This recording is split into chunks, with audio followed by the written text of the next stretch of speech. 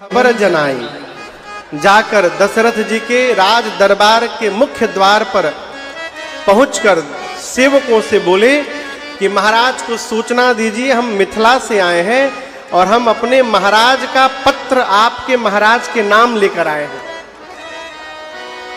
अब यहां पर मैं आपको एक बात बताऊं,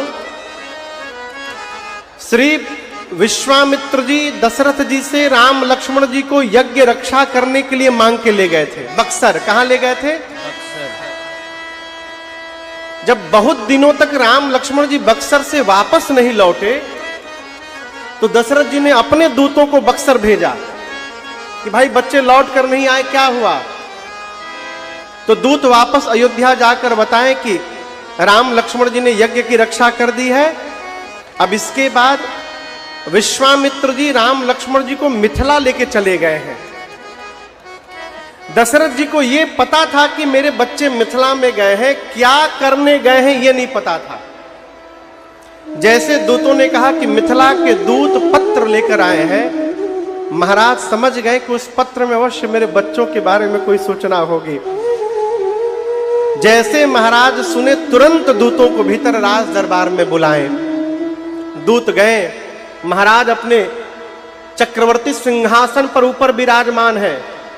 दूत नीचे खड़े हुए और जाकर सामने उनके करी प्रणाम तीन पाती। दूतों ने प्रणाम किया और कहा, महाराज हम आपके नाम का पत्र लेकर के आए हैं। अब यहां नियम समझिएगा, दशरथ जी राजा नहीं है, केवल सम्राट नहीं है, क्या है? चक्रवर्ती सम्राट है। क्या है? चक्रवर्ती सम्राट। श्री दशरथ जी चक्रवर्ती राजा हैं, कोई सामान्य छोटे मोटे रियासत के राजा नहीं है। नियम कहता है कि महाराज अपने सिंहासन पर बैठे रहे और उनके जो मंत्री हैं, सेवक हैं, वो दूतों के हाथ से पत्र ले और ले जाकर महाराज को ऊपर पत्र दे। ये नियम है सरकार।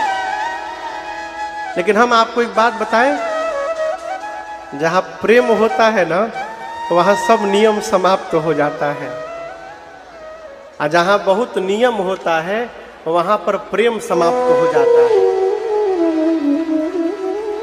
भगवान को नियम से नहीं पाया जा सकता, भगवान को प्रेम से पाया जा सकता है।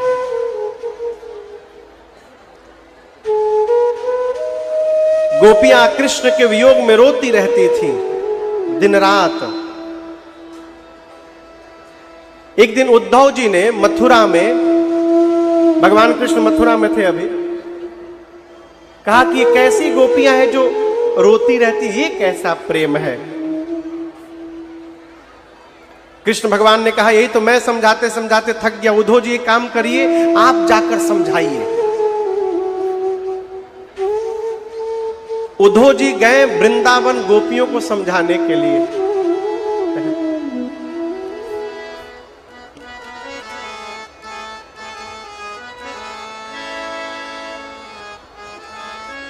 जाकर कहने लगे, किसके लिए रोती रहती हो? आत्मा अजर अमर है, एक को हम द्वितीय नास्ति। वही ब्रह्म, जो वही हम लोग भी हैं, ब्रह्म में और अपने ईश्वर अंश जीव अविनाशी, जो भीतर अंश है उसी परमात्मा का है, मुझसे अलग थोड़ी है, दो थोड़ी है कि रो रही हो। जो वो है वही तुम हो, जो तुम हो वही हम है।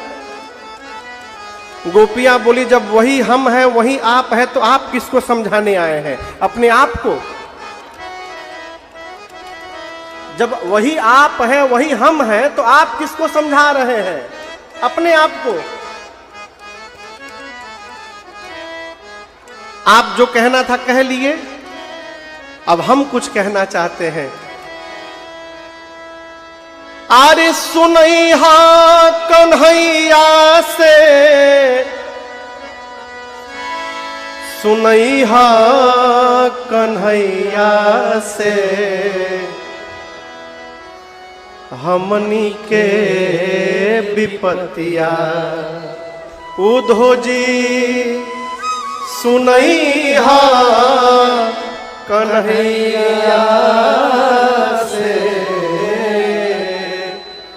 हमनी के विपतिया जहिया से गहिल बढ़नु दूबर भइले बाछा बाछी सुख गइल कदम के गाछी दूबर भइले बाछा बाछी सुख गइल कदम के गाछी। लेहना बुझा करुआ सबके लेहना, लेहना जानते हैं? लेहना नहीं जानते? भोजपुरी शब्द है। गाय बैल जो भोजन करते हैं उसको लेहना बोलते हैं। दूबर भइले बाछा बाछी असुख गइल कदम के गाछी अरे लेहना घोटात नइखे उनकी मैनी गैया के हमनी के विपतिया बाबा जी सुनैया कन्हैया से हमनी के विपतिया। ये प्रेम है। प्रेम में नियम नहीं होता, जहां नियम होता है वहां प्रेम नहीं होता। दूतों ने पत्र जैसे बताया कि आपके लिए पत्र लेकर के आए हैं, महाराज अपने राज सिंहासन से स्वयं नीचे उतर गए। चक्रवर्ती सम्राट स्वयं नीचे उतर गए। मुदित महीप आप उठ लीन है। महाराज नीचे उतर गए और वहीं पर पत्र लिए और आपको बताऊं खोल करके पत्र महाराज वहीं तुरंत पढ़ने लगे। क्या हुआ पता है? जैसे जैसे पत्र पढ़ते गए बारी बिलोचन बाचत पाती। महाराज पढ़ते जा रहे हैं, नेत्र से झरझर अश्रु निकल रहा है। पुलक गात आई भरी छाती। हृदय भाव से उमड़ उठा, एक एक रोम पुलकित हो गए, नेत्र से झरझर अश्रु निकलने लगा। अब महाराज पढ़ रहे हैं, रो रहे हैं। सभा में जितने मंत्री लोग बैठे हैं सब परेशान, न जाने उसमें ऐसा क्या लिख दिया है कि महाराज इस भाव में आ गए। मंत्रियों ने कहा प्रभु हम भी जानना चाहते उस पत्र में क्या लिखा है। महाराज बोले अभी सुनाता हूं। दूसरी बार सभा के लोगों को पढ़ के महाराज ने सुनाया। सरकार अभी महाराज सोच रहे थे एक बार और ही केहू कही दी तो तीसरको बार पढ़ देती। तब तक भरत जी दौड़ कर आए, आकर बोले तात कहां थे पाती आई, कहां से पत्र आया। महाराज बोले आओ आओ अभी सुनाओ तनी। तीसरी बार भरत जी को पढ़ के सुनाया। और दर्शन करिए। एक बात मैं आपको बताऊं,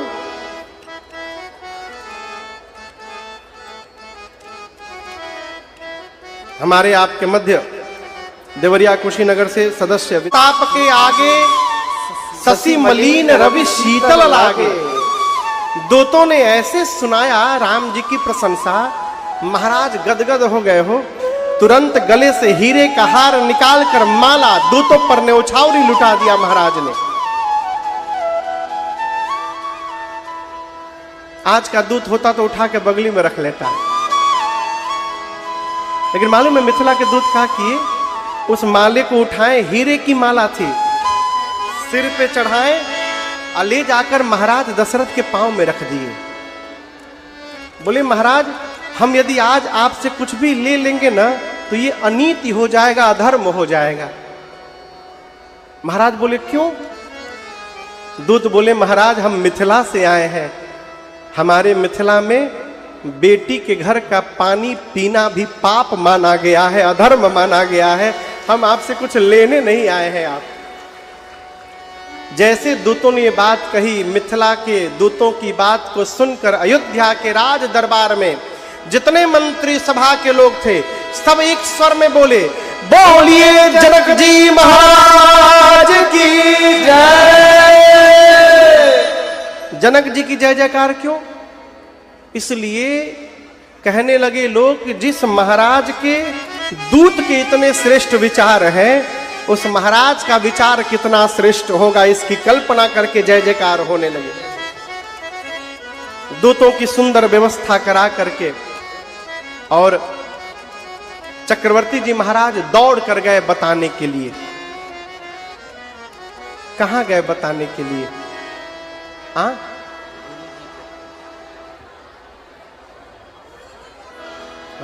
दुबे जरूबा बोली, रानियों के पास। आज के आदमी भीतरे जाई बतावे खातिर।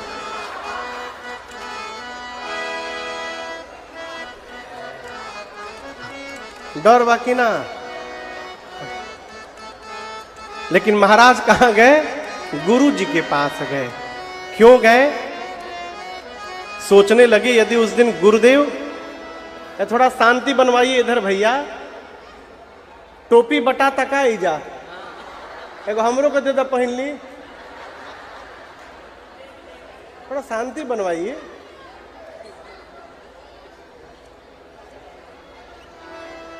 तो बारात के तैयारी हो रहा बा, पूरा टोपी ओपी पहन के है। देखिए महाराज सोचने लगे मैं तो मना कर दिया था, राम लक्ष्मण को नहीं दूंगा।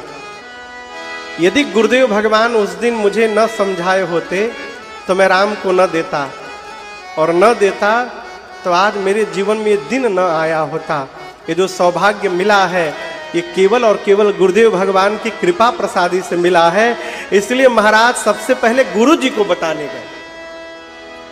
जाकर दूतों को बुलवाया और बुलाकर कहा, गुरुदेव को मेरे बताइए वहां क्या क्या हुआ था। गुरुदेव दूतों ने सब सुनाया। जैसे गुरुदेव भगवान वशिष्ठ जी सुने, मुस्कुराए, कहे महाराज ये सूचना सुनकर आप आश्चर्यचकित हुए होंगे, परंतु मुझे कोई आश्चर्य नहीं हुआ। क्यों? क्योंकि मैं जानता था कि ये होने वाला है। महाराज बोले आपको पता था गुरुदेव? गुरु जी बोले आपके जीवन से पता था मुझे। आपका जीवन बता रहा है कि आपके जीवन में ऐसा सौभाग्य आने वाला है। महाराज बोले मैं समझा नहीं। गुरुदेव भगवान कहते, राजन जिमी ये दो चौपाई है और दोनों चौपाई अमृत के बराबर है। मैं दोनों चौपाई गा रहा हूं, सुनिएगा। जिमी सरिता सागर माहु जाहे, जिमी सरिता सागर माहु जाहे, यद्यपि ताहि कामना नाही, यद्यपि ताहि कामना नाही, तिमि सुख संपत्ति बिनहि बुलाए, तिमि सुख संपत्ति बिनहि बुलाए, तिमि सुख संपत्ति बिनहि बुलाए, तिमि सुख संपत्ति बिनहि बुलाए, धर्मशील पहि जाहि सुहाए, धर्मशील पहि जाहि सुहाए, धर्मशील पहि जाहि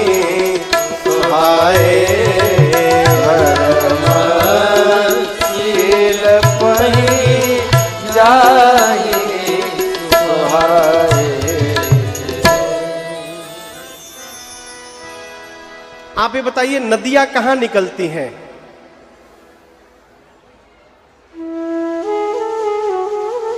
बोलिए, पहाड़ पर। कहां निकलती हैं? पहाड़ पर। कहां तक जाती हैं? बोलिए, समुद्र तक। लेकिन कभी सोचिएगा, किसी भी नदी को समुद्र का एड्रेस नहीं मालूम है। नदी के पास समुद्र का पता नहीं है, वो बिना पता के दौड़ पड़ती है अपने प्रियतम से मिलने के लिए। और आगे की बात समझिए, कोई पत्थर आकर रास्ता रोक देता है तो नदी उससे उलझती नहीं है, वो रास्ता बदल लेती है। रास्ता बदल लेती है, उलझती नहीं है। लड़ते भिड़ते लोग उसको अटकाते हैं, रोकते हैं। सरकार बांध बनाकर बांध में फंसा देती है, लेकिन नदी कुछ बोलती नहीं है, हर बांधों को चुपचाप पार करती है, दौड़ती है। उसको किसी ने समुद्र का पता नहीं दिया था कि ऐसे ऐसे जाओगे तो समुद्र मिल जाएगा, नहीं, बिना पता के दौड़ती है। और तो और जो पत्थर उसके मार्ग को रोकते हैं, अपनी शीतलता से उसके ताप को भी समाप्त करती है। जो पत्थर धूप में तप रहा होता है और वो उसका मार्ग अवरुद्ध करता है, नदी उससे टकराती है, लेकिन उसके बाद भी उसके ताप को अपने भीतर लेकर के उसको अपनी शीतलता प्रदान करती है, मार्ग बदलती है। और उस पत्थर से लड़ते लड़ते, पहले तो वो पत्थर खुरदुरा रहता है और नदी उससे टकराते टकराते उसको मुलायम बना देती है और एक कंकर को शंकर का रूप प्रदान कर देती है। मौन होकर दौड़ती है, और दौड़ते दौड़ते नदी एक दिन समुद्र में जाकर विलीन हो जाती है। साधक का जीवन भी ऐसा ही होना चाहिए। समाज में बहुत सारे लोग मिलेंगे आपको अटकाने के लिए, मार्ग रास्ता रोकने के लिए। यदि सामने आकर खड़े हो जाए ना, उलझिए मत। यदि अपने प्रियतम तक पहुंचना है तो रास्ता बदल करके आगे बढ़िए, उलझिए मत। अब आप दर्शन करिए, किसी भी समुद्र ने नदी को बुलाया नहीं था अपने पास। बुलाया था क्या? नहीं। लेकिन नदी निकलती है तो समुद्र के पास दौड़ कर चली जाती है। गुरुदेव भगवान बोले, महाराज, उसी प्रकार जिसके जीवन में धर्म होता है, उस व्यक्ति को अपने जीवन में सुख संपत्ति को बुलाना नहीं पड़ता, उसके जीवन में सुख संपत्ति अपने आप दौड़ के चली आती है। नदी को समुद्र का रास्ता नहीं मालूम, लेकिन नदी स्वयं ढूंढ के पहुंच जाती है। उसी प्रकार आप गांव में रहिए, शहर में रहिए, रेगिस्तान में रहिए, पहाड़ पर रहिए, यदि जीवन में धर्म है तो आपके जीवन में सुख संपत्ति एक दिन पहुंचेगी ही पहुंचेगी। और सबसे बड़ी संपत्ति जानते क्या है? वर्तमान में संतुष्ट हो जाना, ये सबसे बड़ी संपत्ति है। अपने आज में संतुष्ट हो जाना। संतुष्ट होने का अर्थ ये नहीं प्रयास नहीं करना, करना, बुरा न मानिएगा। बाहर जो खड़ा है ना,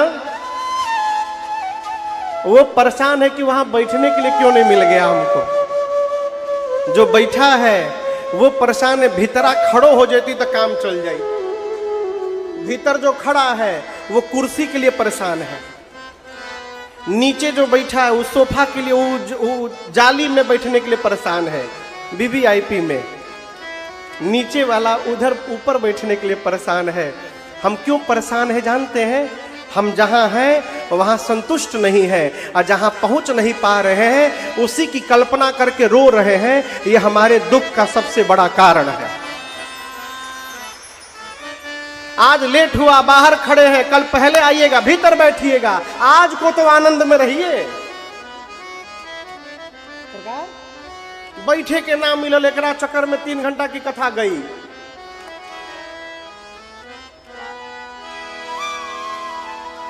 हम आपके क्या बोले, कल हमारी एक बहन लगती है, पूरे परिवार के साथ आई थी, 2.5 घंटा ये पिछवे खड़े थी। हम उसको देखे, फिर आंख घुमा लिए। कहाँ बैठा ही हम? आप बोलिए कहाँ बैठा है? वर्तमान में संतुष्ट रहिए, कर्म करते रहिए। भगवान से कहिए राजी है हम उसी में जिसमें तेरी रजा है, सारे जहां के मालिक अब तेरा ही आसरा है। संतुष्ट रहिए, आपसे सुखिया धरती पर दूसरा कोई नहीं। ये सबसे बड़ी संपत्ति है। जब आवे संतोष धन सब धन धूरी समान।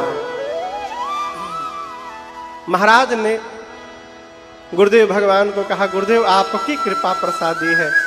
गुरुदेव भगवान बोले, राजन हम आपकी कितनी प्रशंसा करें। राम जिसके घर में पुत्र बनकर के अवतार ले लिए हैं, उस महाराज की मैं क्या प्रशंसा करूंगा। गुरु जी ने तुरंत बारात निकलने का मुहूर्त बता दिया। किसका मुहूर्त बताया? बारात निकासी का। अब महाराज गए रानियों के पास, जाकर माताओं को बताएं। कितनी रानियां हैं? जोर से बोलिए। 3। कौशल्या मैया ब्राह्मणों को बुलाकर दान देने लगी। कैकेयी मैया बारात की तैयारी में लग गई। सुमित्रा मैया घर के द्वार पर चौक पूरने लगी। तीनों माताएं 3 काम करने लगी। घर में कोई उत्सव हो ना, तो घर दिखने से पता चले कि घर में उत्सव है। रंगोली बनाइए, बंधनवार लगाइए। बंधनवार समझते हैं ना? कौन चीज के होला? आम के पत्ता का, वो भी अब प्लास्टिक का आ गया है। प्लास्टिक का न लगाइए, असली आम पत्ता का लगाइए। अम्र पल्लव का बंधनवार लगाइए, रंगोली बनाइए, माला लगाइए, फूल लगाइए। घर बतावे कि घर में उत्सव होने वाला है? बारात सज के तैयार भई है। अयोध्यावासी सज के तैयार है। भरत भैया शत्रुघ्न जी तैयार है। गुरुदेव भगवान को महाराज ने रथ पर बिठाया। बारातियों का आशी जनक जी महाराज ने सबको जनवासी में स्थान दिया है। बैठ जाइए, बैठ जाइए, सब लोग बैठ जाइए। बैठ जाइए, बैठ जाइए, बैठ जाइए, बैठिए, बैठिए भैया, बैठिए, आप लोग भी बैठिए, जहां जगह मिले वही बैठिए।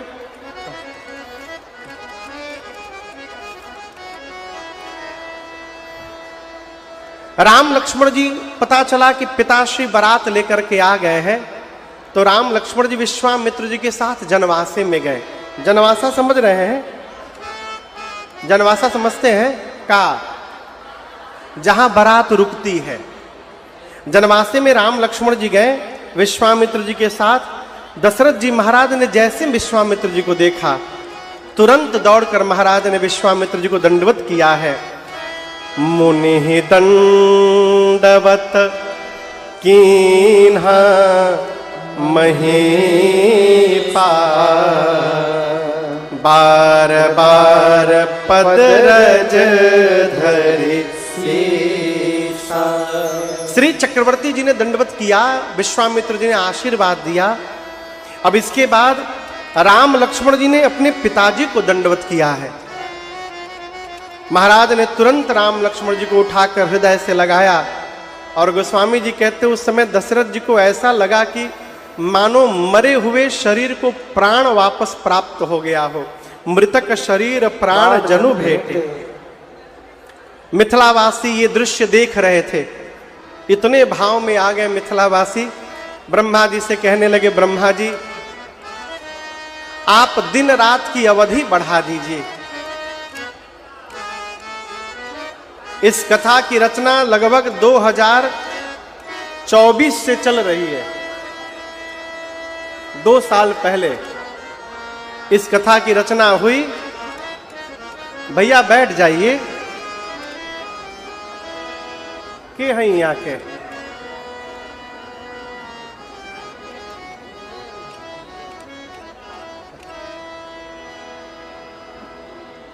दो साल पहले रचना हुई।